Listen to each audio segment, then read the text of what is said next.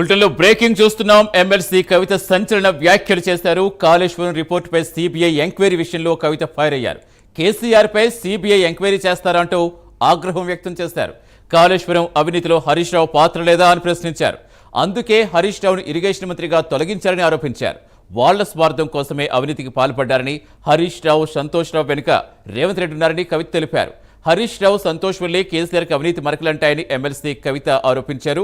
పూర్తి నడిచేందుకు మా input editor Rajendra Jantar. Rajendra, ఇప్పటివరకు చూస్తాం ఇద్దరు ముగ్గురు ఉన్నారు, లేదా కొన్ని దెయ్యాలు అలా ఇలా చెప్పడమే చూస్తాం. కానీ ఇప్పుడు పేరుతో సహా ఓపెన్ అప్ అయిపోయారు. అసలు ఏం జరుగుతుందో అనుకోవాలి. ఇప్పుడు కాళేశ్వరం కమిషన్ నివేదిక విషయంలో కాంగ్రెస్ బీఆర్ఎస్ కంటే కూడా ఇప్పుడు బీఆర్ఎస్ పార్టీలోనే ఎక్కువగా డిస్కషన్ అయ్యేలా ఉందా?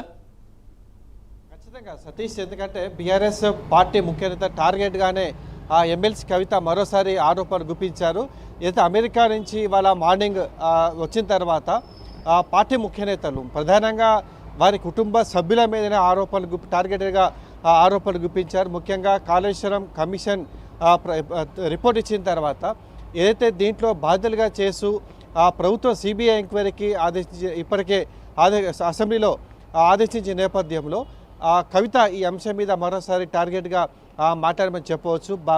ప్రధానంగా హరీష్ రావు, అదేవిధంగా సంతోష్ రావు ఇద్దరు టార్గెట్గానే ఈసారి కవిత ఆరోపణలు గుప్పించారు. ఇటీవలే పార్టీ వర్కింగ్ ప్రెసిడెంట్ కేటీఆర్తో పాటు మాజీ మంత్రి జగదీష్ రెడ్డి మీద కూడా ఆరోపణ చేసిన తర్వాత అమెరికా టూర్ తర్వాత ఏదైతే గత కొద్ది కాలంగా జరుగుతున్న రాజకీయ పరిణామాల నేపథ్యం, అదేవిధంగా అసెంబ్లీలో కాళేశ్వరం మీద సిబిఐ ఎంక్వైరీ చేసిన నేపథ్యంలో ఆమె ముఖ్య నేత టార్గెట్గానే ఆరోపణలు గుప్పించారు. ప్రధానంగా ఒక తెలంగాణ తెచ్చినటువంటి నేత ప్రధానంగా కేసీఆర్ పొగుడుతూనే మరోవైపు బీఆర్ఎస్ ముఖ్య నేత టార్గెట్గానే విమర్శల వర్షం గుప్పించిందామని చెప్పవచ్చు. ముఖ్యంగా కాళేశ్వరం ప్రాజెక్టుకు సంబంధించి ఏదైతే విపక్షాలు కానీ అధికార పక్షంగా ఆరోపణ చేసిన నేపథ్యంలో దీంట్లో హరీష్ రావుకు పాత్ర లేదా అని చెప్పేసి ఆమె సూటిగా ప్రశ్నించారు. అంటే ముఖ్యంగా ఈ కాళేశ్వరం ప్రాజెక్ట్ నిర్మాణ సమయంలో 5 ఏళ్ల పాటు హరీష్ రావే నీటిపారుదల శాఖ మంత్రి కూడా నేపథ్యంలో ఆయన కనుసరణలో ఈ ప్రాజెక్టు నిర్మాణం పూర్తయిన నేపథ్యంలోనే వారికి దీంట్లో అవినీతి మరకలు అంటలేదని చెప్పేసి ఆమె ప్రధానంగా ఆరోపణ గుప్పించారు. అదేవిధంగా కేసీఆర్ ముఖ్యంగా అనుసరి ఉన్నటువంటి సంతోష్ రావు మీద కూడా ఆమె టార్గెట్గా ఆరోపణ గుప్పించిన నేపథ్యంలో బీఆర్ఎస్ పార్టీలో ఒక్కసారిగా శ్రేణులు ఉలిక్కిపడ్డ పరిస్థితి ఏర్పడ్డది. ముఖ్య నేతల టార్గెట్గా ఆమె వరుసగా ఆరోపణ చేసిన నేపథ్యంలో అసలు పార్టీలో ఏం జరుగుతుందనేది ఇప్పుడు చర్చ ప్రధానంగా అన్ని వర్గాల్లోనూ జరుగుతుంది. అంటే ముఖ్యంగా హరీష్ రావు, అదేవిధంగా సంతోష్ రావు వెనక ముఖ్యమంత్రి రేవంత్ రెడ్డి ఉన్నారు. అందుకే వారు ఆరోపణలు గుప్పిస్తుందని చెప్పేసి ఇంత జరుగుతుండగా అని వారు నోరు మెదపట్లేదని చెప్పేసి వారు ప్రధానంగా ఆమె ఆరోపించిన సందర్భాలు కూడా ఇప్పుడు మనకు స్పష్టంగా కనిపిస్తున్నాయి. ముఖ్యంగా బీఆర్ఎస్ పార్టీ శ్రేణులు కూడా ఇంత జరుగుతున్న ఎందుకు స్పందించట్లేదు, ఏకంగా తెలంగాణ సాధించినటువంటి నేత మీదనే సిబిఐ ఆరోపణలకు ప్రభుత్వం ఆలోచించిన నేపథ్యంలో ఇలాంటి పరిస్థితుల్లో పార్టీ ఉంటే ఎంత లేకుంటే ఎంత అని చెప్పేసి కూడా ఆమె ఘాటైన వ్యాఖ్యలు చేసినట్టు కూడా మనకు స్పష్టంగా చూసాం. అంటే మొత్తంగా మీద కూడా కాళేశ్వరం ఏదైతే సిబిఐ ఎంటర్ కాకముందుకే పార్టీలో ఉన్నటువంటి వారి మీద టార్గెటెడ్గా ఆమె ఆరోపణ చేయడం తీవ్ర సంచలనం. అంటే రాజేందర్, గతంలో కేసీఆర్ దేవుడి చుట్టూ దెయ్యాలున్నాయి ఇలా చెప్పుకుంటూ వచ్చిన కవిత ఒక్కసారిగా అంటే కాళేశ్వరం కమిషన్ సంబంధించి ఎప్పటి నుంచో అధికార ప్రతిపక్షాల మధ్య మాటల యుద్ధం సాగుతూనే ఉంది. మధ్యలో కవిత వచ్చి పార్టీ మీద చేస్తూ పార్టీ మీద కాదు, నేను ఎప్పుడు బీఆర్ఎస్ పార్టీలోనే ఉంటారు, కొంతమంది మనుషుల వల్ల ఇలా మాట్లాడాల్సి వస్తుందని చెప్పినప్పుడు అప్పుడెందుకు ఈ ప్రస్తావన తేలేకపోయారు? ఇప్పుడు సిబిఐ ఎంక్వైరీ వేయడంతో అసెంబ్లీ చర్చ సందర్భంగా చెప్పుకోవాలా, లేదంటే అసలు కవిత వ్యూహం అని ఎలా అర్థం చేసుకోవాలి?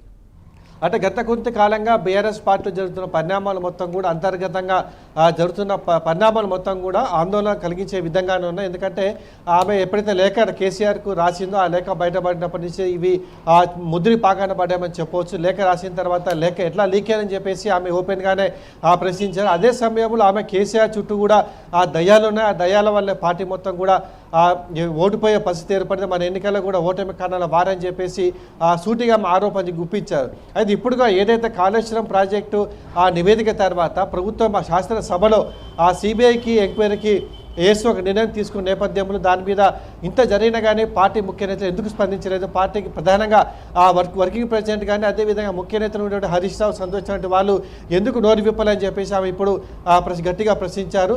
తాను ఇదే విధంగా ఉంటాను, ఇదే విధంగా ఖచ్చితంగా మాట్లాడతాను. ఈ పాటకి ఏదైతే కేసీఆర్ మీద సిబిఐకి ఆదేశించిన వెంటనే తెలంగాణ మొత్తం కూడా బగ్గుమనేలా పార్టీ శ్రేణులు పార్టీ ముఖ్య నేతలు ఇప్పటికే ఆ దిశగా కార్యాచరణ చేపట్టారు. కానీ ఇంతవరకు వారు ఎందుకు మౌనంగా ఉన్నారని చెప్పేసి కూడా ఆమె ప్రశ్నించారు.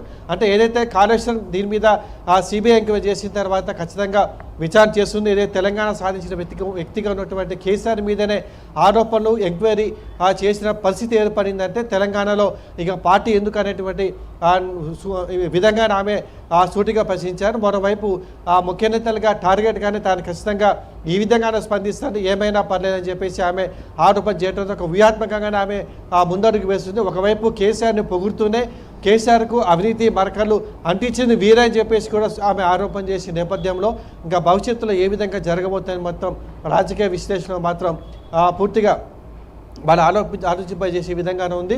అంటే భవిష్యత్తులో ఇదే విధంగా ప్రభుత్వం సిబిఐ ఎంక్వైరీ స్టార్ట్ అయితే మాత్రం కవిత ఎలాంటి నిర్ణయం తీసుకోబోతుంది, ఏ విధమైనటువంటి ఆందోళన చేయబోతుంది అనేటువంటి ఇప్పటికే ఒక ఉత్కంఠ పరిస్థితి నిలబడని చెప్పవచ్చు. మరోవైపు బీఆర్ఎస్ కూడా కవిత ఆరోపణల తర్వాత ఏ విధంగా స్పందిస్తుందని చెప్పేసి పార్టీ రాష్ట్ర వ్యాప్తంగా కూడా ఆసక్తికరమైన పరిణామాలు ఏర్పడిందని మనం చెప్పవచ్చు.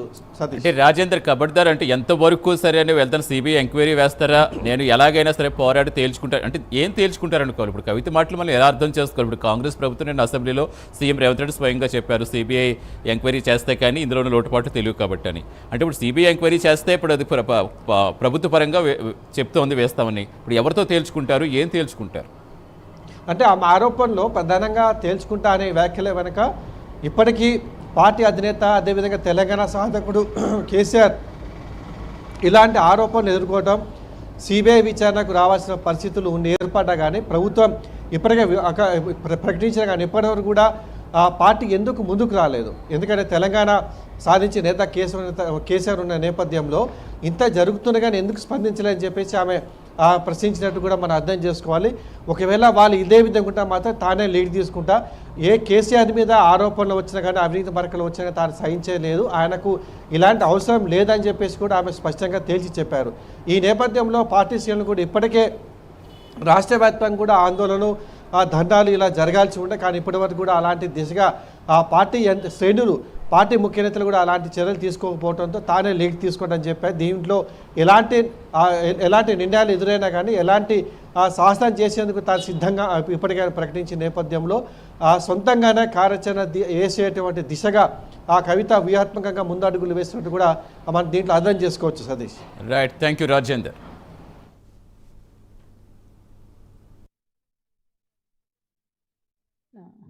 ఇవాళ కేసీఆర్ గారి పేరు బద్నామయ్యే పరిస్థితి వచ్చింది. అయినా మళ్ళీ వాళ్ళనే మోస్తాం, అయినా మళ్ళీ వాళ్ళనే ముందుకు తీసుకెళ్తామని అనుకుంటే పార్టీ ఎట్లా ముందట్టుకుపోతుంది? ఒక బిడ్డగా నిజంగా నేను బాధపడతా ఉన్నాను. ఇవాళ 5 సంవత్సరాలు ఇరిగేషన్ మంత్రిగా చేసినటువంటి హరీష్ రావు గారిది మేజర్ పాత్ర లేదా దీంట్లో? అందుకే కదా కేసీఆర్ గారు వారిని సెకండ్ టర్మ్లో తప్పించిండ్రు.